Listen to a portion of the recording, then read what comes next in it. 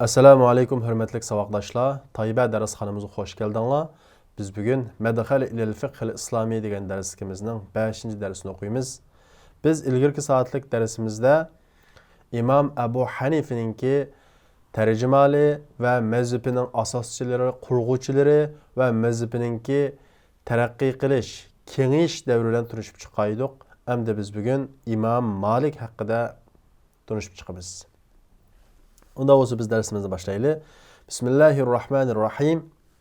Əmdə biz tünügün tunuşub çıxan İmam Əzəm Əbu Hanifə tabilardan keyinki dövrdə gələn məzhəb imamlarınınki birisi. Yəni hazırki bugün günümüzə qədər davamlaşıb gələn 4 məzhəbinin birininki pişvası imamı. Əmdə İmam Əbu Hanifə yeni bir mesele qarta hüküm çıkarmakçı bolsa, Kur'an'dan izleydi, onun tapanması hadisini izleydi, onun da tapanması şu ictihat kıladı. Endi İmam Azam Ebu Hanife başka mezhepler qarğağı vaqtida aqlni işiltishga, yani ictihat qilishga ko'proq ahamiyat bergan.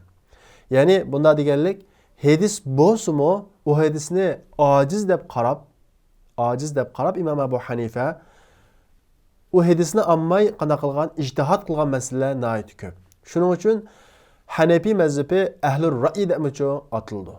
Ya'ni ra'y, fikr ahli bo'la, ijtihad ahli bo'la demoqchi atiladi. Demak, Qur'on, hadis, ra'y, ya'ni ijtihad bularninki fiqh hukm chiqarishdagi manbalari. Endi İmam Malik desa, İmam Malik Qur'on, hadis, uningdan keyinchi Madina ahlininki qilgan amali. Yani bir uçluç kelse, ondan Kur'an'dan hüküm çıkmadı, hadisden hüküm çıkmadı. Lakin Medine ehli şundak kılıp devam kipti o işqa. Medine ehli emel kılıp şu İmam Malik'in devri kadar şu halette kepti. Daqlan bolsa, Medine ehlinin bunda emel kılgan qarığa vaxtıda bu iş muşundaq gələn dep Medine ehlinin kılgan emelini bir hüccet, delil süpütücü kullanğan. İmam Azamga o'xshamaydigan tarafi, ya'ni ikki mazhab qilib qo'ygan tarafi mushu. Undan boshqa hukm chiqarishdagi qoidalari jihatdan o'xshamaydigan taraflari bor. Ham İmam Malik buni ismi va nasibi Malik ibn Anas ibn Malik ibn Abi Amir al-Asbahi. Hamda nasibida ixtilof bor, ammo Qahton qabilasining ekanligi aniq. Tug'ilgan vaqti Hijriya 93-yili, vafot bo'lgan vaqti Hijriya 179-yili. Yani İmam Malik'in ismini bu Malik ibn Anas. Tug'ilgan vaqti Hijriya 93-yili. Mush yilda kim tug'ilgan? Anas ibn Malik degan sahabi tug'ilgan. Malik ibn Anas, Anas ibn Malik'ninki nevrusimi yoki bolasimi yo'q. Nasab jihatda tutashmaydi. İsmi shundoq udil kelib qolgan. Ya'ni Malik ibn Anas Töt mezhebninki birininki pişvası Enes ibn Malik bu sahabe. Yani İmam Azam Ebu Hanife köygen sahabe. Vafat olgan vaqtida Lillahil emru min qablu ve min ba'du deb vafat bo'lgan. Yani can halqum kelib vafat olgan vaqtida Lillahil emru min qablu ve min ba'du degan oyatni o'qigan, holat qanday qilgan? Vafot topgan. Bu bir husnul xatime. Hayatının oxirisiningki güzel oxirlashganligininki bir isboti. Onundan keyin ibadet ve taqvodorlik jihatda İmam Malik'ninki singlisiga deyildi. Ma kana shughlu Malik fi baytihi. İmam Malik uyda nima ish qiladi deb so'ralgan vaqtida singlisi qalat al-mushaf at-tilava. Qur'on va tilovat. O'kiz xitqashi Qur'on o'qiydi, tilovat qildi deydi.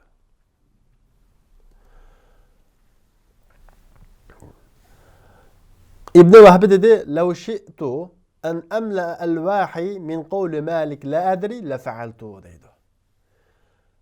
Eğer men xalığan bolsam sahifelerimni, yani taxtaylarımni bir narsa yazdigan sahifelerimni İmam Malik'nin bilmeymen degan so'zi bilan to'ldirishni xalığan bolsam tulab ketdi deydi.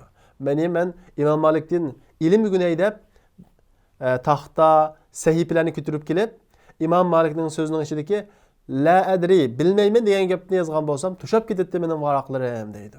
Bu nimani ifodalaydi bilamsizlar? Bu İmam Malik'ninki ne kadar taqvoliq, ne kadar Allohdan qo'rqadiganligini ifodalaydi. Chunki bilmeymen deganlik bir masala so'rgan vaqtida uningga javob berish, Alloh nomidan gap qilish deganlik.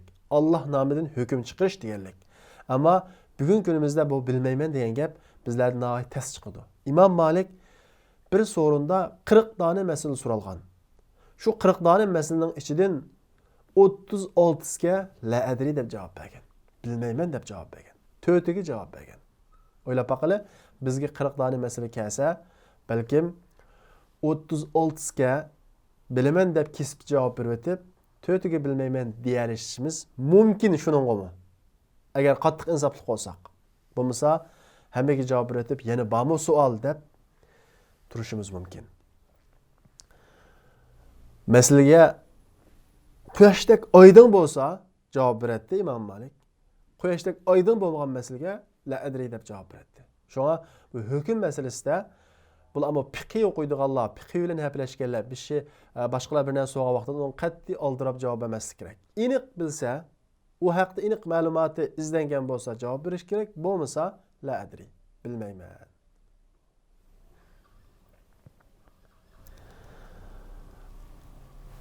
Taqvolik jihatda Ibn Mahdi dedi: "Ma ra'aytu ahadan ahyab wa la atammu aqlan min Malik wa la ashad taqwa" dedi. Imom Malikdan aqliy jihatda mukammal taqvolikni qattiq birasini qanday qilib ko'rib boqmadim deydi. Imom Malikning taqvolik jihatda nihoyat jiq rivoyatlar bor. Masalan, Imom Malik dars maslasida hech qaysi birisida yuyunmasdan, ya'ni g'usl qilmasdan, cho'ng tahorat olmasdan, har bir narsa kirishdan ilgari cho'ng tahorati bo'lsa-mu, yana bir qatim cho'ng tahorat ilib kiradi deydi.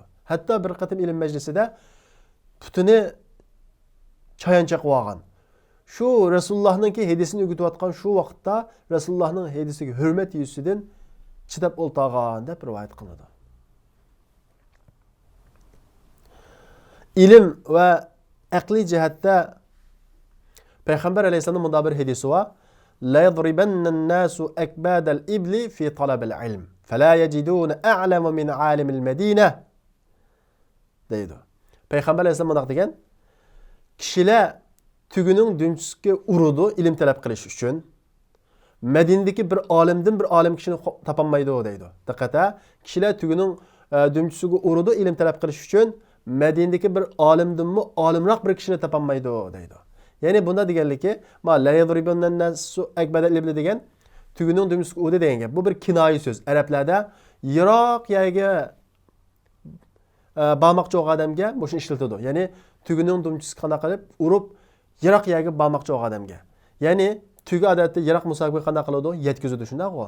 Ya'ni tugiga minib butun yer sharini aylanib ilm talab qilish uchun shunday aylansangizmi Madinadagi bir olim bor. Shu olimdan olimroq kishini qanday qilolmaysiz, topolmaysiz degan. Ammo bu olimning kim ekanligi haqida nurg'unlagan sharhlar va Sufyan ibn Uyayna deydi. Hadisda deyilgan shu olim Imom Malik deydi. Va ma taraka ala zahril ardi mislahu. Va yer yuzi unga o'xshash bir olimni qoldirib qo'ymadi hozir qadar deb shunda degan. Ilm jihatda. Imom Malik fatvoga 21 yaşida fatvoga 21 yaşida layoqatli bo'lib fatvo berishga boshlagan va mundaq deydi: "Ma aftaytu hatta shahida li 70 anni ahlun lidalik."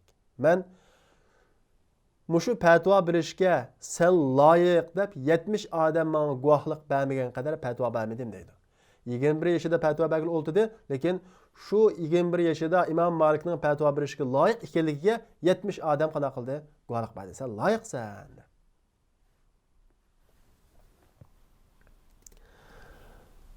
Imom Shofiy Imom Malik haqida, ya'ni ustozi Imom Shofiyning ustozi Imom Malik "Iza zukira al-ulama fa Malikun najmu" deydi. Olimlarning gapi bo'linsa, Imom Malik shu yultuzi olimlarningki deydi. Ya'ni yultuzi eng ko'z ko'rarliki Imom Malik deydi. Endi Imom Malikning mazhabi haqida tunishib chiqamiz. Tarixi mazhabil Maliki va ashhar rijalihi. Mazhab degan gap shu bir imomningki, bir olimningki ijtihodi, qanoatlangan fikri, bir masalada qanoatlangan hukmini ko'rsatadi. Ya'ni Imom Malikning mazhabining tarixi va uning qurg'uvchilarining mashhurlari. Imom Malikning mazhabi Hijriya 280 yil qadar paydo bo'lgan qurg'uvchilari Imom Malik. Imom Malikning Muatta deydigan kitobi bor. Bu hadis kitob. Ammo fiqhiy bab bo'yicha yozilgan. Ya'ni fiqhiy hukmlarni o'z ichiga olgan hadislarni qanday qilgan? To'plagan. Muatta Sahih Buxoriy, Sahih Muslim yozishdan ilgirki eng ishonchli kitob. Imom Shofiy Muattadan sahih kitob yo'q degan. Bu vaqtda Sahih Buxoriy, Sahih Muslim yo'q. Amaliyotda shu vaqtda Muattadan sahih kitob yo'q edi. Ibn Qasim Imom Malikning eng chong o'quvchilari va olim kishi Asad ibn Furat, Sahnun bu 3 kishimi Maliki mazhabining qurg'uvchilari. Bu qanday qilib qurgan desa, Maliki mazhabdagi Imom Malikning ijtihodlari va mushular Maliki mazhabdagi kishilar bergan fatvolar, ijtihodlarni qanday qilgan to'plab Maliki mazhabninki paydo bo'lishiga, shakllanishiga to'p qo'shgan qurg'uvchilari. An taraqqiy qilish bosqichi bo'lsa, Hijriyaning 616-yil qadar taraqqiy qilish bosqichi bo'lgan. Kim taraqqiy qildirgan desa, shu o'quvchilari, bir mazhabninki kengayishiga taraqqiy qilishiga sabab bo'lgani uning o'quvchilari. Masalan, Ibn Abi Zayd bu Risala degan kitobni yozgan Maliki mazhabida. Qodi Abdul Vahhab Talqin degan kitobni yozgan. Ibn Abdul Bar Kafi degan kitobni yozgan. Shundaqla Ibn Abdul Bar Imom Malikningki Muatta degan kitobini sharhlab al-Istizkarni qana qilgan, yozgan. Baji bu Andaluslik büyük olim. Andalusdan bir chiqib ketgancha butun yer sharini aylanib, ilm talab qilib qana qilgan, Andalusga qaytgan. Baji Andalusga qaytib bo'lguncha Zohiriy mazhab Andalusdan ait keng tarqagan. Zohiriy mazhabda Ibn Hazmi pishvo bo'lib yetishgan, Ibn Hazmiga teng keladigan bir odam chiqmagan. Baji yetib kelgandan keyin Ibn Hazm bilan ko'p munoziraga tushib, nurg'un kishilarni qanday qilgan Maliki mazhabga akirgan. Zohiriy mazhabdan. Al-Muntaqa degan kitobi bor, Ibn Rushdi. Ibn Rushdi al-Jadmav. Ibn Rushdi ikkim Imom Malikning mazhabida, birisi Jad, bo'g'isi. Ma Ibn Rushdininki narisi bor. Umi Ibn Rushdi, uni Ibn Rushd al-Hafid deb ataymiz, u Bidayatul Mujtahidninki avtori. Ma u Muqaddimat degan kitobninki avtori. Qadi Iyaz bu Imom Malik mazhabidagi mashhur faqihlarning birisi. Buning bu Mustambat degan kitobi bor, mashhur. Am muqimlashgan davri-chu desa, muqimlashgan davri Ibn Hajib Jami'ul Ummah degan kitobni yozib tarqatgan. Qarafi Zaxira degan kitobni yozib tarqatgan. Xalil Muxtasar Xalilni yozib tarqatgan. Muxtasar Xalil Imom Malikning mazhabidagi eng muxtasar, tunji qatim Imom Malikningki mazhabida bir fiqh qo'moqchi odam o'qisa bo'ladigan kitob. Shundaqla xuddi Hanafi mazhabida Muxtasar al-Qudri keng tarqalgan o'xshash, Maliki mazhabidagi eng keng tarqalgan kitobninki birisi. Hattob Mawahibul Jalilninki avtori, Dardari Sharh al-Kabirninki avtori. Bu kitoblarning ismini tutib bilmasanglarmi hech vaqasi yo'q. Tadrijiy fiqh kitoblarga cho'kkansir tutib bilasizlar, hamma tutishinglar shart emas. Ammo hozir bir tunishib chiqmasanglar, keyin fiqh kitoblarda uchrab qolgan vaqtda bu odam nerdan kelgan deb gangrab qilishinglar mumkin. Dasuqi Hashiyaninki avtori. Demak, mana bular Imom Malikninki mazhabininki shakllanishida to'p qo'shgan kishilar Imom Malik, Ibn Qasim, Asad ibn Furat, Sahnun. Imom Malik shu mazhabning tunji asoschisi va fatvo berish bilan, dars o'gitish bilan va yezish bilan qanday qilgan to'p qo'shgan bo'lsa, Maliki mazhabining shakllanishiga Ibn Qasim, Asad ibn Furat, Sahnun kitob yozish bilan, shu mazhabni qanday qilish bilan, kitob yozish bilan bu mazhabning shakllanishiga to'p qo'shgan. Dedik-ku, asli mazhablar nurg'un. Har bir mujtahid bir masalada mustaqil hukmga ega bir mazhab bor degan gap. Ammo birinchidan shu masalalarni ko'p izlanish, ko'p masalalarni chiqarish. Ikkinchidan o'quvchilarninki, shu ustozininki, shu mazhabni qurgan odamninki, paydo qilgan odamninki fatvo ijtihodlarini yezib, kitob qilib tarqatish orqali bir mazhab qanday qilindi, shakllanadi. Bo'lmasa nurg'unlagan mazhablar bor, ammo o'quvchilar qanday qilayotgan, zoya qilayotgan. Masalan, zohiriymi bir mazhab asli. Hadisning lafzini tutadigan, uning ruhiyatiga bormaydigan, oyatning lafziga tutadigan. Ammo hozirgi davrda asosan qamoqliq. Ammo shunda uni shunda turuqliq yana nima uchun zohiriy deb mazhab shaklida qilib qoldi, yana azroq bo'lsa-mu desa, zohiriy mazhabining kitobijiq. Taraqqiy qilish bosqichi Hijriyaning 616-yilgacha bo'lgan. Bular yuqoridagi kishilarningki kitob yozish orqali taraqqiy qilgan, muqimlashgan davrda yozilgan kitoblar tuvandagi Ibn Hajibdan boshlab Dasuqiygachilik olimlarningki yozgan kitoblari sababli Imom Malikning mazhabi qanday qilgan tarqalgan. Imom Malikning mazhabi masalan Britaniyada tarqaliqliq, undan boshqa Indoneziya ma taraflarda keng tarqaliqliq. Unda bu savaqlashlar bugungi darsimiz bu yerda oxirlashdi. Kelarki soatlik darsimizni ko'rishaylik. Assalomu alaykum. رأس العلم تقوى الله حقا وليس بأن يقال لقد رأست